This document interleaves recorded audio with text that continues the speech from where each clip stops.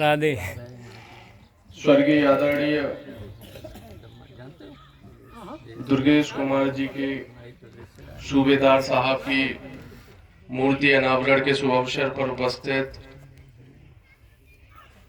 हम सब लोगों की पहचान, हम लोगों के सुख दुख के साथी, हम सब लोगों के नेता,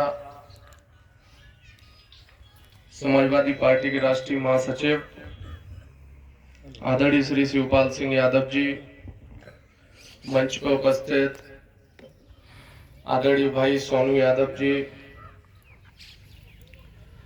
मंच का संचालन कर रहे आदरणीय संचालक महोदय, सैनिक प्रकोष्ठ के अध्यक्ष जी,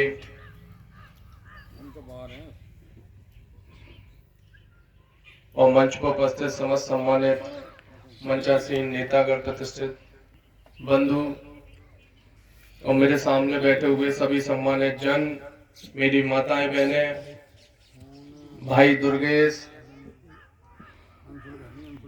और दुर्गेश और हरेंद्र और उदय प्रताप जी और आदरणीय सूबेदार जी का समस्त परिवार। सबसे पहले तो मैं सूबेदार जी के बेटे उपेंद्र जी और हरेंद्र जी दोनों को बहुत बहुत धन्यवाद देना चाहता हूं कि उन्होंने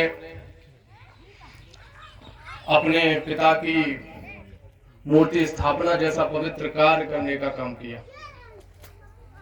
और मैं ये आशा करता हूं कि जो भी सपने उनके पिता के अधूरे रह गए होंगे, वो लोग उनके सपनों को पूरा करने का काम करेंगे। और जो रास्ता आदरणीय सूबेदार जी ने उनको दिखाने का काम किया है, अपने परिवार को दिखाने का काम किया है, उस रास्ते पे ये परिवार चल के उनके सपनों को पूरा करने का काम करेगा।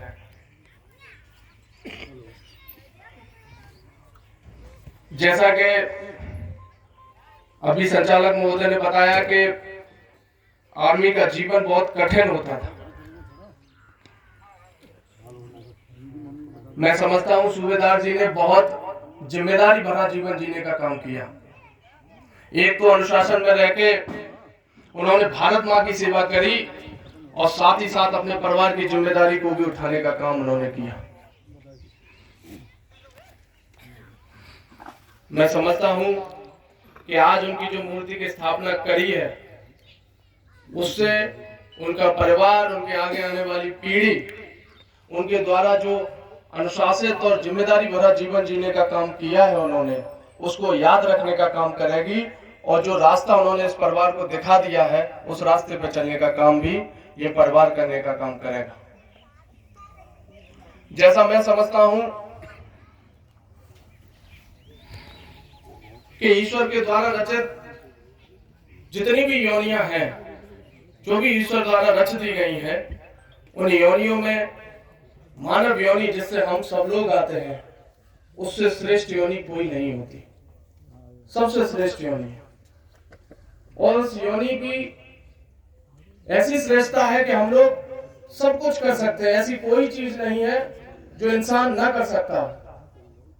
यहां तक कि एक आम आत्मा के रूप में जीवन जन्म मिलता है एक व्यक्ति को, और अपने जीवन काल में वो आम आत्मा परमात्मा भी बन जाती है और बनी है।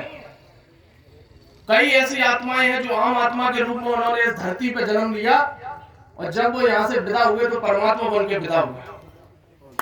आप चाहे गौतम बुद्ध जी को ले लीजिए, संत रविदास जी को ले लीजिए, यहाँ तक कि अपने नेताजी मुलायम सिंह यादव जी को ले लीजिए, चौधरी चरण सिंह जी को ले लीजिए, लोहिया जी को ले लीजिए। कई ऐसी आत्माएं थी जो बहुत आम स्थिति में पैदा हुई और जब गई हम लोग के बीच में तो परमात्मा बन के गई। लेकिन इन सारी चीजों के बावजूद भी